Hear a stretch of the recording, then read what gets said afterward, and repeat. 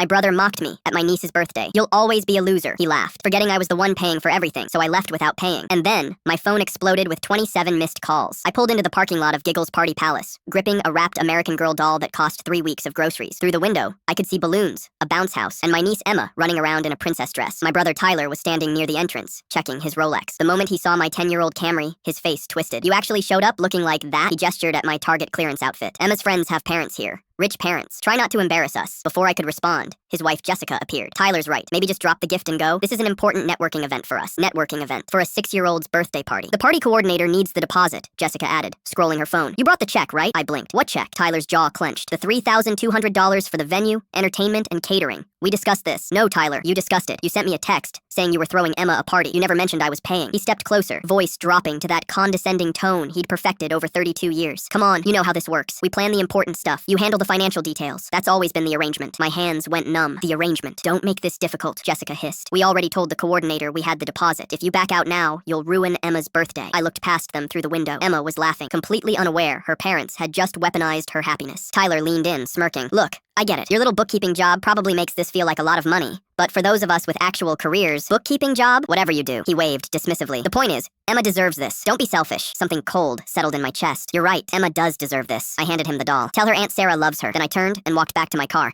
Wait, where are you going? Jessica called. We need that check. I didn't answer. I just drove away, watching Tyler's confused face shrink in my rearview mirror. For 3 days, I turned my phone off completely. When I finally powered it back on, 27 missed calls, 34 texts, 12 voicemails. As my family melted down over an $8,000 party Tyler assumed I'd fund, I learned he'd spent years telling everyone I was his underpaid assistant, right up until I reminded his panicked wife that I'm a forensic accountant who makes $180,000 and exposes people exactly like him. That night, I finally checked my work email. Buried under client updates was a message from my CEO, Sarah. Fantastic work on the Jennings case. Board approved your promotion to senior director. $240,000 salary, full executive benefits. Congratulations. When Tyler showed up to scold me into paying his $8,000 mess, I told him I wasn't a $40,000 assistant, but a newly promoted forensic fraud director making $240,000, and then shut the door on his shock, excuses, and maxed out credit cards. 2 months later, I heard through Mom that Tyler and Jessica were selling their house. Couldn't afford the mortgage, plus the party debt. Last week, Mom called to tell me they'd moved into a 2-bedroom apartment. Tyler got a second job delivering food on weekends. He's really struggling, sweetheart, she said carefully. Maybe you could know, Mom, but he's your brother, and I'm the loser who isn't worth basic respect. He'll figure it out. Yesterday, Emma's birthday invitation arrived in the mail. 7 years old. Party at a park. Pizza and cake provided. I bought her the American Girl doll she'd wanted last year, the one I never got to give her. When I dropped it off, Tyler answered the door. He looked exhausted, humbled. He started to say something, then just took the gift silently. As I walked back to my car, I heard him call out, Sarah, wait. I turned. I'm sorry, he said quietly. About everything. I nodded once. I know. Then I drove away. Some apologies come too late to fix what they broke. But at least now, Tyler knows exactly what kind of loser I am.